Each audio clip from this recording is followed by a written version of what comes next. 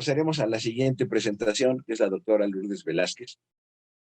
Y quiero decir doctora, porque en el programa les quitaron el doctor a muchas gentes, pero también me di cuenta de que no fue problema de género, porque también algunos doctores les quitaron. Exacto. Entonces fue cirugía radical, vamos a ponerlo así.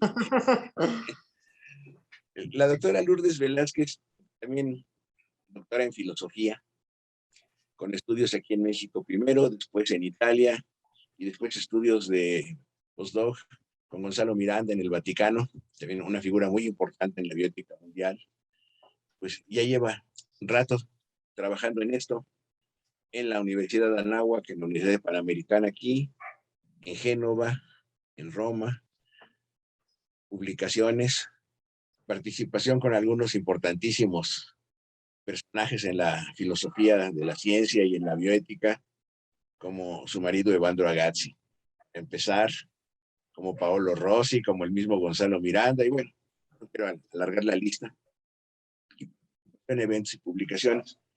Actualmente parte del comité organizador del próximo Congreso Mundial de Bioética. Y pues Lulú, bienvenida y adelante. Pues muchas gracias, Carlos. Gracias sobre todo, aparte de por la invitación, por haber organizado de verdad magnífico simposio que nos ha dado la oportunidad de escuchar a los grandes. Estuve desde ayer siguiéndolo. El escuchar al doctor Narrow siempre es un placer. El escuchar ahora al colega Jorge Linares hablar de lo que pues para todos los bioticistas en México es el pilar, es nuestra maestra, la gran Juliana González, pues siempre es importante. Has hecho un programa estupendo y pues muchas felicidades y gracias por la invitación. Como tú bien lo decías, pues yo soy filósofa, sí, también tengo el doctorado en bioética, pero mi esencia es la filosofía. Entonces, pues yo les voy a hablar de filosofía, y entonces el estar en un congreso de la Academia Nacional de Medicina hablando de filosofía, pues a veces es un poco difícil, o sea, no sabes cómo empezar, y entonces dije, ¿cómo voy a empezar? Y bueno, pues voy a empezar por un pensamiento que se encuentra precisamente en la obra Pensamientos de Blaise Pascal. Para quien no sepa quién es Pascal, es un filósofo, un matemático, un científico del siglo XVII, y vean esta cita que a mí me parece haber sido escrita para nuestra época. Dice así: cuando me puse a considerar las diversas agitaciones de los hombres y los peligros y dolores a los que se exponen en la corte, en la guerra, y de los que surgen tantas peleas, pasiones, empresas atrevidas y a menudo temerarias, descubrí que toda la infelicidad de los hombres deriva de una sola causa: no saber permanecer tranquilo en la propia casa, en la propia habitación. Un hombre que tiene lo suficiente para vivir, si supiera quedarse en su casa con gusto, no la dejaría para ir al mar o al asedio de una fortaleza. Uno compra un rango en el ejército a un alto precio solo porque sería insoportable no moverse de la ciudad. Y uno busca la conversación y el entretenimiento de los juegos solo porque no puede quedarse en casa con placer. No me digan que estas palabras parecen haber sido escritas ayer y no hace siglos. Hoy en día, también a nosotros nos resulta difícil permanecer en nuestros hogares, respetar las normas de cuarentena, de aislamiento social, de sana distancia, normas que son fundamentales porque son la principal defensa contra la propagación del contagio. Pero entonces yo me pregunto, ¿por qué nos cuesta estar solos? ¿Por qué hasta el hombre más feliz del mundo tiene que estar continuamente ocupado o con una agenda llena de varias cosas? Y digo, porque cuando nos detenemos a reflexionar sobre nosotros mismos, vemos claramente lo que Pascal llama la miseria humana, constitutiva de nuestra condición. Por eso, quedarse en casa, aislado, es difícil cuando estamos a solas con nosotros mismos. Nos enfrentamos inmediatamente a eso, a nuestra miseria, a nuestra debilidad como seres humanos. De hecho, al volver a entrar seriamente en nosotros mismos, descubrimos no solo nuestra fragilidad y nuestra miseria, sino también nuestra dignidad y nuestra grandeza.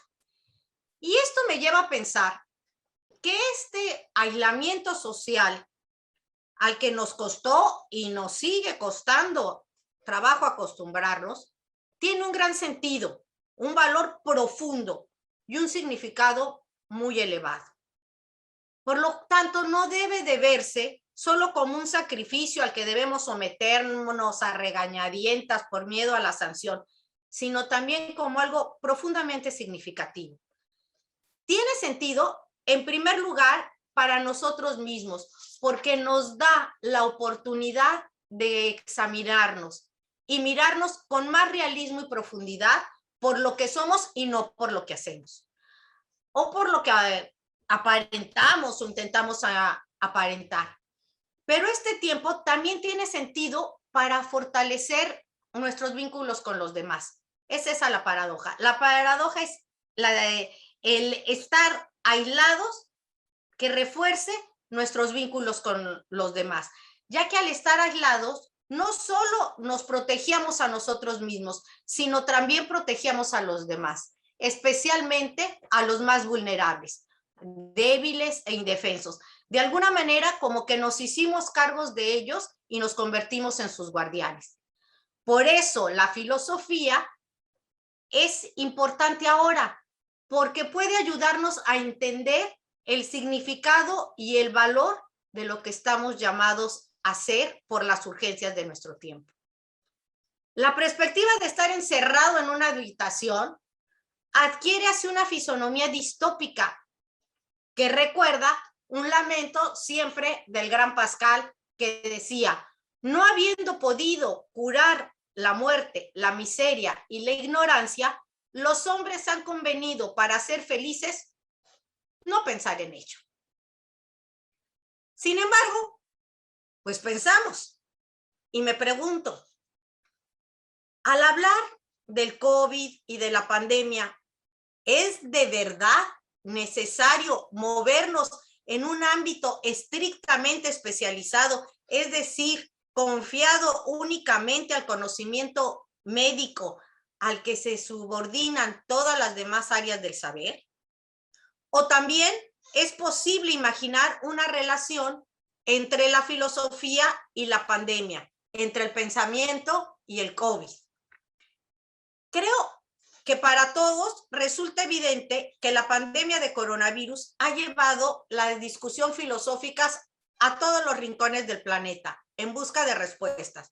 Los temas clásicos de la filosofía, como decía Jorge, pues han estado presentes en todos los rincones, o sea, la muerte, la libertad, el miedo, el cuidado, el amor, la educación, el ocio, el trabajo, las formas de control político, el problema de la verdad, de la esencia y del sentido, se han estado discutiendo en quién sabe qué tantos webinars, artículos y demás.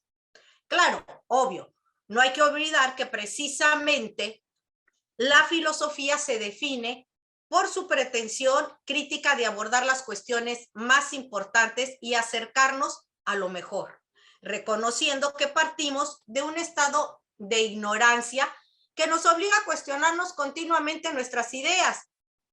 Y precisamente el primer cuestionamiento, la primera pregunta que me surge es, ¿se puede pensar en época de pandemia? La misma pregunta nos lleva ya de lleno al terreno, al campo de la filosofía, ya que si podemos pensar, es simple y sencillamente porque estamos vivos. Cogito ergo sum, pienso, luego existo, decía Descartes. Al estar vivos, sufrimos la pandemia que amenaza nuestra existencia y la posibilidad misma de pensar. ¿Es entonces posible encontrar una analogía entre la propagación del virus y la propagación de las ideas filosóficas? Ciertamente, ciertamente es posible.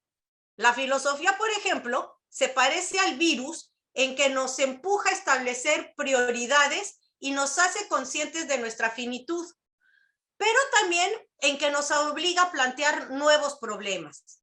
Es imposible vivir sin ideas, no porque tengamos o dejemos de tener ideas, sino porque son las ideas las que nos tienen a nosotros. Esto sucede porque la propia realidad nos impone ciertas ideas, nos guste o no.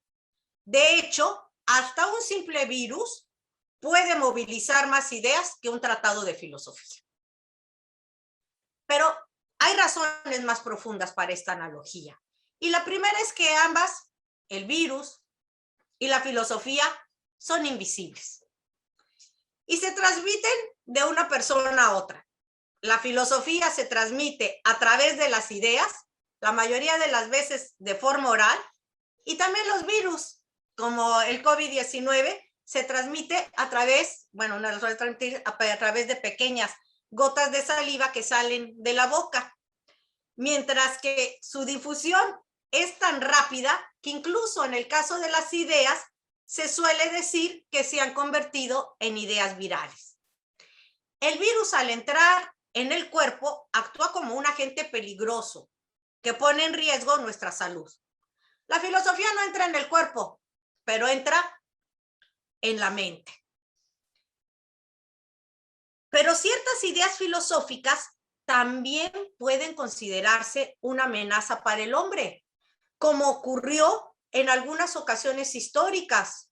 Así le sucedió a Sócrates, que fue condenado a muerte porque sus ideas pues fueron consideradas una amenaza para las estructuras de poder de la época. Y lo mismo sucedió con Spinoza, cuyas ideas le llevaron a la excomunión de su congregación y comunidad social. Y esto por no hablar de la filosofía de Jean-Paul Sartre, que también se consideró un peligro, tanto que en Gran Bretaña se prohibió su obra La puerta cerrada, así como en la Unión Soviética su obra Las manos sucias. Mientras que el Papa Pío XII puso todas las obras de Sartre en el índice de los libros prohibidos. Incluso Gabriel Marcel dijo que el pensamiento de Sartre corrompía a los jóvenes, repitiendo la acusación contra Sócrates en su época. Estos ejemplos bastan para mencionar a filósofos cuyo pensamiento representaba una amenaza para muchos, al igual que los virus. De este modo, el filósofo aparece, al igual que el virus, como un epidemos, en el verdadero sentido griego de la palabra, es decir, alguien que está en el demos, que circula entre las personas de una determinada comunidad y pone en peligro sus vidas. Es por eso que la filosofía y los virus, si se toman de forma aislada, cuando se propagan en las sociedades, pueden provocar y determinar cambios profundos en la mentalidad. Cuando recuerdan necesidades y conciencias previamente desatendidas, y de esta manera pueden influir profundamente en el curso de la historia, para bien o para mal. Y esta primera pandemia global de la historia ha servido para hacernos algunas preguntas con especial crudeza, mostrando todo tipo de contradicciones entre la economía y la medicina, entre la libertad y el control estatal, entre contar la verdad y evitar el alarmismo. Pero bueno, dejemos de lado la analogía y preguntémonos si la filosofía puede ayudarnos a gestionar este tiempo de aprensión. Si puede ayudarnos a redescubrir un tiempo diferente y una relación diferente con nosotros mismos y con los demás en esta condición excepcional que nos ha tocado vivir. Y es así que surgen más preguntas. La filosofía siempre está preguntando continuamente. Entonces uno también se pregunta, ¿tiene sentido que la filosofía se practique, se discuta e incluso se difunda en un momento tan difícil como el que estamos pasando? ¿qué es el verdadero bien?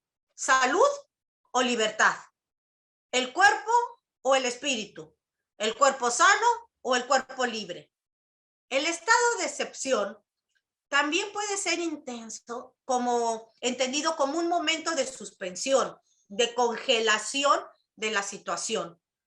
Cuando demasiados derechos en conflicto, salud, libertad de movimiento, estudio, trabajo, fe, libertad de culto, crean una parálisis en la toma de decisiones, se crea esto, una suspensión, pero que es al mismo tiempo una elección. Porque sin salud, todo lo demás carece de fundamento. Esta es una llave, pero ciertamente puede ser anulada, pero ¿a qué precio? Sin embargo, lo más importante es que la crítica y el debate, especialmente el debate bien argumentado, no han faltado en este periodo. Significa entonces esto que la libertad de pensamiento y de expresión no se ha visto socavada por el encarcelamiento de los cuerpos, insustituible y también generalizado en un momento tan dramático. Y como decía, hay preguntas espontáneas que surgen ante la situación actual y que parecen reducirse a una sola y fundamental. ¿Para qué sirve la filosofía? O bien, ¿qué han escrito los filósofos en el pasado ante los miles de muertos provocados por el acontecimiento de una epidemia? Algunos se preguntan más concretamente, ¿en qué pueden contribuir los filósofos? ¿Qué aporte efectivo han hecho o pueden dar a la solución de los problemas que nos agobian? Como si fueran una casta de especialistas. Esta perspectiva, en lugar de engrandecer la figura del filósofo, nos disminuye. Quizá la pandemia sirva para recordar que la filosofía no puede reducirse a ninguna categoría profesional. De hecho, antes, al menos que recuerden, ningún filósofo ha escrito directamente sobre epidemias o pandemias, quizá con la única excepción de Albert Camus, que escribió La peste, aunque algunos, como Fichte, Hegel, Guillermo de Ockham, la mexicana Sor Juana Inés de la Cruz, y hay quienes consideran que también San Agustín, murieron durante una de ellas. Pero volvamos a la pregunta más directa y crucial. ¿Para qué sirve la filosofía? Muchas personas responden que la filosofía es la cosa con la cual y sin la cual todo queda tal cual. En cambio, a mí me gusta muchísimo más la respuesta que da un filósofo italiano del siglo pasado, Cornelio Fabro. Cornelio Fabro decía, la filosofía no sirve, sino que reina. Dicho en italiano, era hasta un juego de palabras. La filosofía no serve, no es una serva, es una regina. Es una respuesta algo aristocrática y casi podría parecer una broma. Sin embargo, expresa algo verdadero. La filosofía no tiene la tarea de proporcionar herramientas o instrumentos para ser utilizados en la vida concreta. Esta es la tarea de la tecnología. Pero esto no significa que la filosofía no tenga otra tarea, incluso frente a situaciones concretas. Resumiré este concepto diciendo que la filosofía tiene como objetivo dar sentido a la realidad.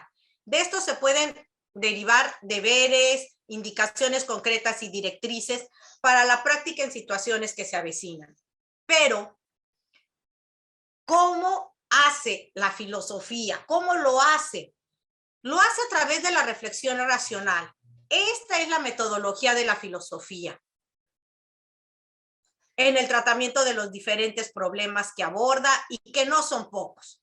Por lo tanto, trataremos de identificar cuáles son, en la situación actual, algunos temas en los que se centra la reflexión filosófica. Un primer punto tiene que ver con el espíritu crítico, que es una vacuna indispensable en estos tiempos y que ha sido condicionado en gran medida por los medios de comunicación, que son los instrumentos más utilizados para obtener el consenso de la población.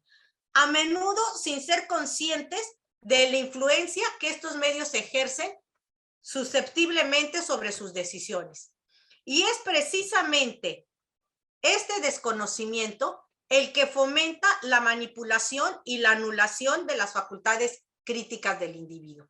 El espíritu crítico puede ayudarnos a defender un gran valor que hoy está amenazado, el valor de la democracia. En una época en la que proliferan las noticias falsas, incluso hablamos hasta de infodemia, en la que no es nada fácil distinguir entre la verdad y la falsedad ante el bombardeo de noticias, a menudo parciales y sesgadas, razonar y aprender a distinguir lo verdadero de lo falso. Esto es sumamente importante y crucial. Nos hemos llenado muchas veces de una desinformación más que de una información. Ya no sabíamos ni siquiera qué era lo que estaba bien o estaba mal. Me acuerdo, por ejemplo, cuando era la AstraZeneca, aquí sí, aquí no, 3 días después siempre sí, después que siempre no. Entonces, era un problema. Además, en un momento como este, existe también una fuerte tentación de confiar nuestra libertad a algún líder carismático, capaz de resolver nuestros problemas. El gran economista o el gran propagandista que nos ofrece soluciones simples y milagrosas mediante eslogan o frases hechas, frente a quienes nos intentan engañarnos proponiendo soluciones fáciles a problemas complejos. La filosofía puede y debe protegernos como antídoto indispensable. Otro punto se refiere a la fragilidad del hombre. La pandemia nos pone en presencia del hecho de que todos podemos contagiarnos y morir sin distinción, independientemente de la edad, el sexo e incluso las condiciones sociales. La pandemia no mira a nadie y ha demostrado que la fragilidad es una condición típica del ser humano como tal. Esto es importante porque a medida que el hombre moderno crecía, perdió el sentido de su fragilidad. Tuvo la impresión de convertirse gradualmente en el amo del mundo, en el señor del universo, de la historia y también de la vida, a través del progreso de la medicina, la tecnología y las formas en que podía organizar su existencia. Por otro lado, nos damos cuenta, y la pandemia ha sido muy clara desde este punto de vista, de que esta fragilidad implícita no se elimina por completo. A este primer punto está conectado el de la vulnerabilidad. La vulnerabilidad es en cierto sentido sinónimo de fragilidad, pero con un acento extra, ya que quien es vulnerable es quien puede ser herido. Y esto es importante porque indica que la condición humana también está expuesta, aparte de su fragilidad inicial, a verse más afectado. Y esto es lo que está sucediendo hoy. Estamos afectados en nuestra forma de vida cotidiana.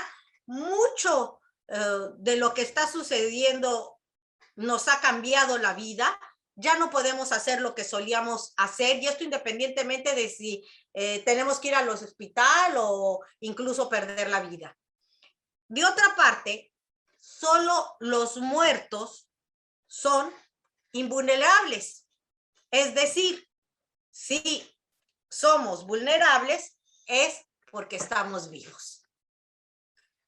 Un tercer punto es el de la impotencia. El ser humano, que es diferente de lo que hemos considerado anteriormente, porque la impotencia, pues podría decir esta es la verdad. No, esto es diferente. La impotencia significa, ¿cómo podemos decir? Estar en la condición de no poder hacer nada sustancial. Tratemos de considerar cómo nos hemos comportado con esta pandemia y cómo la gente se comportaba hace 200, 300, 1000 años. Prácticamente de la misma manera. La única defensa que podíamos ofrecer o con la que podíamos contar antes de la vacuna era el aislamiento, porque a pesar de todos nuestros progresos, esta repentina aparición de un virus nuevo y desconocido es tal que incluso las tecnologías más avanzadas que teníamos disponibles no nos ayudaron. Después de todo, cuando nos dicen que salgamos con cubrebocas, respetando la sana distancia, y evitando los contagios, corresponde a lo que hacía en la época de la peste de Manzoni mencionada por Boccaccio. Ese hecho, pues me parece muy significativo, porque el hombre fue asumiendo poco a poco la actitud de que quien dando tiempo al tiempo podía hacerlo todo. Ya no había una sensación de límites intrínsecos. En cambio, esta experiencia ha servido para demostrarnos que mientras no había la vacuna en las situaciones más fundamentales, como la de sobrevivir a una enfermedad particularmente violentas, somos incapaces de racionar mucho más eficazmente que escondiéndonos o aislándonos o protegiéndonos como lo hicieron nuestros antepasados. Y todo esto nos lleva a reflexionar sobre las razones que dieron al hombre esta impresión de ser omnipotente. No queremos subestimar, por caridad, el progreso de la ciencia o de la tecnología. No hay duda que nos damos cuenta que sabemos más y mucho mejor de lo que sabían nuestros abuelos, nuestros bisabuelos y todos nuestros antepasados. Pero esto no debe de darnos la impresión de que nos hemos convertido en los amos de la vida y de la naturaleza, de que nos hemos convertido en los constructores de nuestra existencia. No, el hombre no es el constructor de su propia existencia. El hombre sigue siendo una criatura, es decir, un ser privilegiado desde muchos puntos de vista, pero que siempre es parte de la creación. Incluso tiene cualidades que le permiten progresar en cierto sentido indefinidamente. Esto debe ser enfatizado especialmente hoy, cuando hay ideologías que incluso imaginan proporcionar un futuro creado por el hombre mismo a través de la tecnología. Me estoy refiriendo, obviamente, al transhumanismo, al poshumanismo, que incluso vienen a especular que el hombre puede ir más allá de sí mismo, gracias a las tecnologías que de alguna manera incorpora. ¿Pero dónde las incorpora? Las incorpora a su cuerpo, y de esta manera piensa cambiar su constitución ontológica, como se dice en la filosofía, es decir, su verdadera esencia humana. ¿Todo esto es posible? Lo que estamos experimentando ahora nos está mostrando que a pesar de los grandes progresos que existen, hoy en día todavía no estamos en posición de un medicamento preciso y específico para curar el coronavirus. A pesar de que hay cientos de laboratorios en el mundo trabajando en estas investigaciones y tras de los cuales hay industrias farmacéuticas muy poderosas que pagan por estas investigaciones pues muchos millones de pesos para obtener grandes beneficios. Pero el hombre no puede predecir con certeza, por ejemplo, que dentro de 2 años tendremos el medicamento esperado, que será dentro de 4 meses. Por lo tanto, diríamos que el volumen de nuestro conocimiento aumenta ciertamente, pero como cuando aumenta el volumen de una esfera, inflándola, también aumenta la superficie, es decir, la frontera con el espacio infinito de lo desconocido.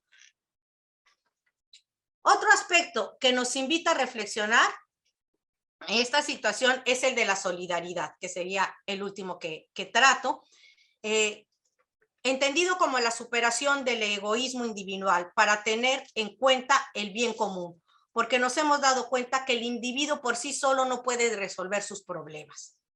Así que el interés, el bienestar del individuo termina coincidiendo con el interés de la sociedad. Por otro lado, no podemos pensar en promover el progreso de la sociedad sin la participación de las personas que la componen. Hemos visto incluso en un caso elemental, el de la obligación de salir con cubrebocas. Los cubrebocas más comunes no son los que protegen al usuario, sino del contagio, sino los que lo impiden que uno transmita cualquier patógeno al exterior. Puede parecer que el individuo acepte el malestar de la mascarilla por el bien de la sociedad. Los temas mencionados hasta ahora pues no forman parte de los programas habituales de enseñanza universitaria. Lo que está en juego es nuestra forma de vida, la sociedad que nos gustaría tener, la forma en que tenemos que educarnos a nosotros mismos y a los demás. Y no parece que los programas de la facultad, con sus métodos de evaluación, sus revistas indexadas, sus conferencias y comités de acreditación, estén muy abiertos a estos problemas. El evento del coronavirus nos confirma que el dato científico atraviesa una crisis de objetividad y la competencia en el campo científico sobre la misma se renueva. La ciencia tiene su propia historia y el hecho es una construcción activa y pasiva sin línea divisoria. Volvamos a nuestra pregunta inicial. ¿Qué contribución pueden ofrecer los filósofos en la emergencia del COVID? Para los filósofos que trabajan en el campo de la ética y la bioética, esta pandemia estimula diversas reflexiones, como decía Jorge Linares, y probablemente abre nuevos campos de trabajo. Empecemos simplemente por reconocer que no hay expertos en COVID en este momento. Todo se está aprendiendo, lo hemos ido aprendiendo sobre el campo. Y muy a menudo la urgencia pone a los médicos frente a decisiones difíciles que no deberían estar obligados a tomar directamente, sino a basarse en protocolos establecidos por un grupo de expertos en bioética que deben preparar nuevas directrices para tomar decisiones éticamente responsables y saber cómo distribuir mejor los recursos disponibles, limitados, para mejorar la salud de la población y racionalizar los recursos para la atención médica. Un último punto que me gustaría señalar, y con esto concluyo, es que si bien la filosofía y la pandemia nos enseñan que todos estamos de paso en esta vida, también enseñan que la crisis, otro concepto griego introducido en la medicina por Hipócrates, conduce a dos posibles salidas, la recaída o la recuperación. Por tanto, no hay mucha distancia entre aprender a morir y aprender a vivir. El sentimiento de frustración y desánimo hacia la filosofía no debería de ganar. La tarea del filósofo no es encontrar el sentido de la vida o decirle a los demás cómo deben vivir, sino proporcionar herramientas conceptuales útiles para aquellos que toman decisiones difíciles, para comunicarlas y explicarlas a los demás. Si vemos la filosofía de esta manera, entonces todavía hay mucho trabajo para hacer por los filósofos, no solo en la situación actual, sino también y sobre todo en el futuro. Pues esta es mi contribución. Muchas gracias.